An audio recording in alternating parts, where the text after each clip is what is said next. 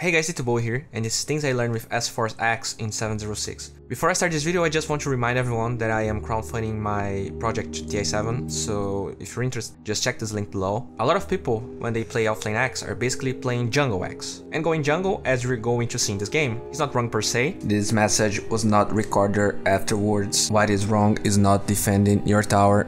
Before we go to the actual lane though, I want you to pay attention to S4's item build. It's quite unique, especially because of the TP scroll. I feel like he was puzzled whether Venomancer was supporting lane or jungling. So considering most ogres get ignited level 1, he could TP out of a sneaky gank, which he wouldn't be able to run away from. In fact, pay attention to his block. He ends up missing, but since he kept blocking the rest of the creeps pretty well and never rushing the lane, Dire felt like Axe was going to go full Iron Talon and started to punish him. A lot of players, when an Axe does that, they keep the creep equilibrium super far back, which can be a mistake because if the jungler can farm uncontested while his tower doesn't fall, sometimes he's actually risking less. Since Dire has a jungle Venomancer, they feel like it's better to force the tower than just let Ogre hunt Axe randomly. Mr. Carl doesn't want to jungle though, not full time. What he does is always shows up in the lane to defend tower while trying to abuse Radiant's offlane being very close to the jungle. One thing to remember when you're mercilessly murdering a happy family of innocent animals is to destroy the alpha wolf first. Ideally, you only want to take this camp after getting level 2, but he wanted to do it anyways. After getting the rune, pay attention to S4's camera. He's always looking at the tower to not lose experience. So it's not only about defending the tower, but actually maximizing your own experience. As soon as he goes back to the golems, look how S4 places his camera. He doesn't mind ignoring and waiting to destroy the golems' lives later. A lot of people would try to kill them before going back to the lane, but at that point, all the creeps will be dead, and you will trade pennies of experience for an entire creep wave. Don't get fooled with creeps respawning all the time, since now they give you less gold and experience than before. As soon as S4 tries to go back to the jungle, he already notices more creeps are coming. In my opinion, Dire's mistake was keep forcing the tower on Axe. It was already quite obvious that he was going to stay there and leech the experience, since he went with a lot of regen and a stealth shoot, not an Iron Talon. It can be decent to do that if you have a second support and the enemy offlaner doesn't have magic block or is very low on HP, then you can force the tower. But this is not the case here and they can't dive as far, and as far as getting free experience that a lot of people completely miss because they think that the jungle is always safer and better. As an Axe, your kill condition in the lane is basically having an enemy that doesn't have a lot of HP, like Juggernaut, close to a full wave of creeps. This is usually more advisable at level 5, but can be done before. S4 was pretty passive until this point, but having vision of Ogre mid was the incentive to dive Jugger. One of the main problems when low MMR players go for this plays is that they rush them. See how S4 slowly walks up to the Jugger, attacks him once, that alone starts drawing aggro before he's forced to commit the call, and with a little bit of luck, but also crispiness, he takes the Jugger down. What S4 does now is something that a lot of low MMR players try to do at level 1. Axe got his level 1 spin nerfed a while ago, and you can't really play like this at the beginning. When you know the supports are way low and you have more levels, you can completely dominate the lane against melee heroes, and at this point, you can see that the jungle doesn't matter anymore. The trick though, and in this aspect a lot of better players fail as well, is that they overestimate their DPS when they are alone. See how Jug avoids his creep wave on purpose to go after S4? When you're playing against an Axe, this is what you want to do, to take Axe away from a creep wave. S4 doesn't try to call him there, because his DPS is severely lower, but also, he can actually abuse call and drag Juggernaut close to the tower so he can deal extra damage. He forces a Blade Fury that doesn't deal damage to him, and when Jug gets level 6, he won't have mana for ult and spin, unless he fares himself more regen. It might seem completely worthless or small, but it is not. The cooldown itself can be abused, as we can see here. Unfortunately, S4 never got the angle he wanted, but in the end, Jugger is forced to spend even more mana. As an offlaner, I feel like you have 3 main jobs: die as little as possible, defend towers, and create space. And we saw him doing all of these 3 here. You can see how diligent S4 was defending his own tower, and in this clip, he finally has the chance to use the TP he got early on. But he doesn't lose focus after it. He stacks one nearby camp, gets an illusion rune. Axe is probably the best hero in using those. He can get 2 camps with them.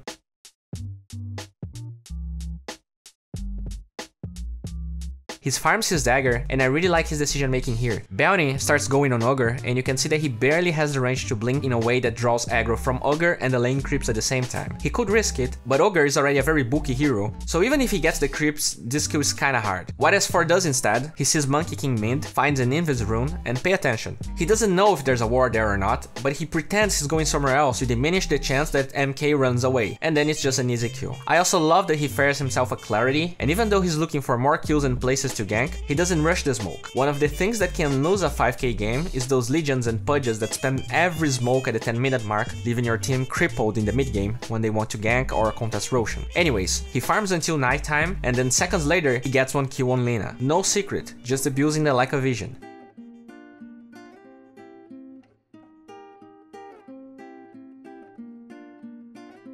With Axe, you need either follow-up or enemy creeps, and he has both here. I really like that S4 keeps stacking camps whenever possible. Whether you like it or not, Axe farms the jungle pretty fast, and remembering those deficiencies can make you farm faster. He was trying to get Juggernaut while his team pushed mid, but gets slightly unlucky.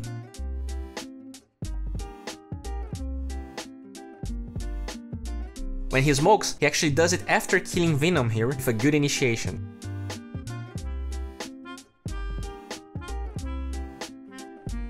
Jugger is pushing the top tower, and pay attention to the crispiness of his decision making. If S4 jumps right there, he won't deal much damage to Jugger since there's not a full wave of creeps. So even though the smoke breaks, he stays there since it's nighttime until Puck is close enough to follow up with the silence before the taunt ends, guaranteeing another kill for him. With that kill, Carol pushes the top tower and he does something simple a lot of people completely disregard. Since he has a Quelling Blade, pay attention how he breaks the trees around that area to see whether someone TPs to defend or not. After sieging, he TPs from the fog, and in the tier 2, since Venom could have placed wards behind his tier 1 tower.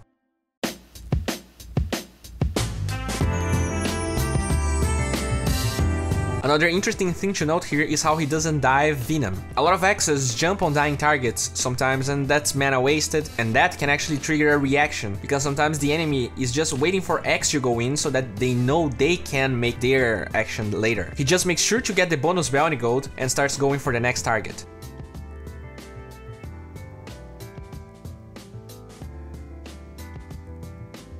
He spots Jugger pushing a wave of creeps in the top lane, and now that he has Blade Mail against a hero like Juggernaut, there's a chance he kills him without a creep wave or follow-up. The key here is how he goes for this one. He can't reach the creep wave in time, so he stays in the high ground in an angle that could spot Jugger coming back to the jungle. Doesn't find anyone? Back the hell out, he has no vision there, so he can get turned. Pay attention to this clip, as S4 spots Lina going to the mid lane and he wants her ass. There are two things he could have done differently here that would decrease the chance this gank is successful. The first one would be going through the high ground. It's not uncommon to have that place warded, even though it would be faster to go from that direction, he refrains from doing so. Another important difference is his clicking pattern. If you just spam clicks close to Lina, you will follow a trajectory that is closer to the middle of the lane than this one that S4 goes for. See how that tree right there completely covers his movements? It covers his movements because he's intentionally clicking there, allowing him this beautiful jump. As they take the mid tower, we see another beautiful play that a lot of people would consider it's just okay. He spots Venomancer, but the thing is, how and when he calls him. Instead of going instantly, he actually waits for the creep wave. Unlike Lina or Juggernaut, Venom won't have so much DPS to reliably die with Blade Mail, and in this case you need to make sure you're killing him before he uses Poison Nova. Blade Mail and the creep wave definitely helps him doing that, and even though a fight starts right after, without Nova they can easily power through them. In fact, Lina was also dead when he jumps on Venom, guarantees that all the follow-up from Dire is meaningless, completely snowballing his team forward.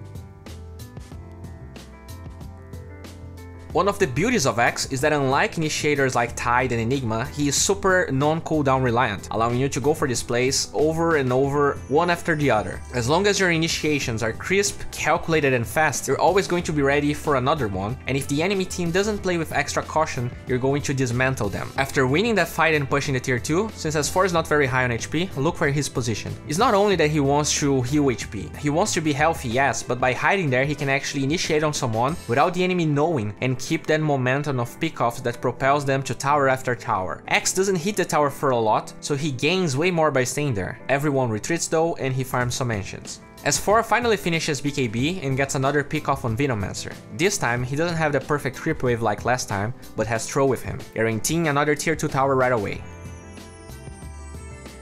Axe is all about that, instant pickoffs that can propel you towards objectives. As they kinda approach the tier 3, it's obvious they can't siege high ground yet, but pay attention how fast S4 notices that there must be a ward there, since at nighttime Ogre has vision of him to cast the spell, even though he's actually pretty far away from the tower.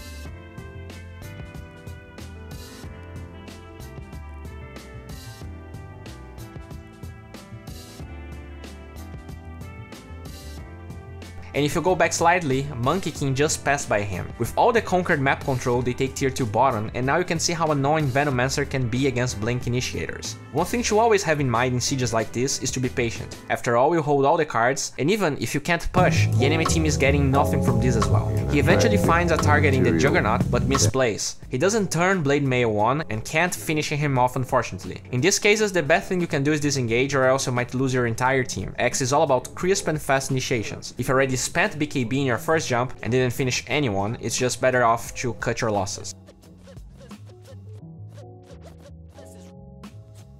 With Bounty Hunter, it's not hard to find another window to jump, especially when the enemy team is not fully grouped to defend any lanes like we saw in the other example. What's more amazing in S4's initiation is the fact that he doesn't commit BKB instantly. If Ogre raised his hands or if he saw Monkey King casting his stun, he could have easily done it. So this is what he was looking for. After that initiation, see how he completely disengages? Axe is all about the initiation itself. Lina is forced to buy back, and even with the U Scepter here, he can easily BKB because he didn't rush his when he initiated.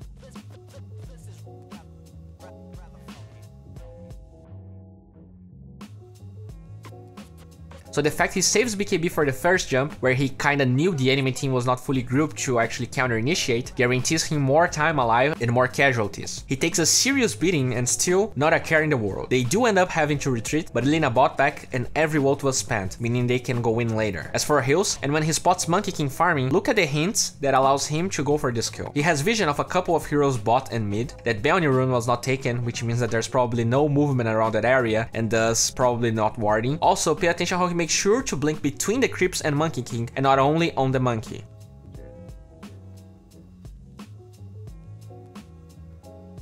After that, his team promptly greets him. That kill gave him gold for his heart, and again we see S4 using the trees before approaching some places. If there's a ward that showed his way until that point, then if Dire is reacting without him knowing, they also don't know where S4 is, because he's in the fog, and then there's the chance of him surviving. Lina shows up almost instantly, but there's no way she can fight him. S4 shows the scars of the time he spent in the secret team house fighting like we never seen. Lina becomes Ashes, another key point, focus that damn kawaii healing ward. He sends Monkey King back to the drawing board and that's game. Quite an easy one indeed, but it shows how pulling and denying creeps is important. Remember what I said about junglers, if he's always going to the tower to get the experience, then maybe you should go easier on the push. Well, this wraps up for today. If you enjoyed this video, please guys give it a thumbs up.